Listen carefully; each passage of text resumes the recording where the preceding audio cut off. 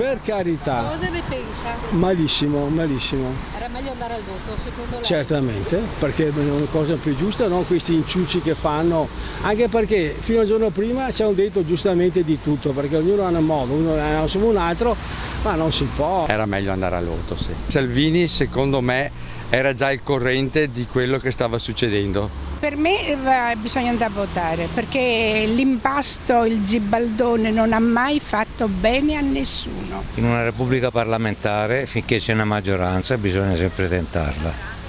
Io penso che anche se la nostra Costituzione dice il contrario, sarebbe giusto andare al voto. Salvini secondo me è stato anche veramente un ingenuo a non pensare che queste persone, i suoi collaboratori, fra virgolette, effettivamente gli stavano remando contro. Io non sono contento perché i cittadini avevano votato un'altra cosa. Meglio così, perché secondo me andare al voto non ci sarebbe stata una maggioranza comunque.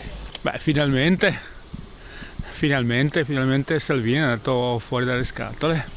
Sì, è vero che i 5 Stelle hanno sempre mandato a quel paese il PD, però lo facevano anche perché era uno dei partiti più grossi in quel momento e avevano bisogno di raccogliere voti. Tutto sommato io credo che sia una situazione di stabilità.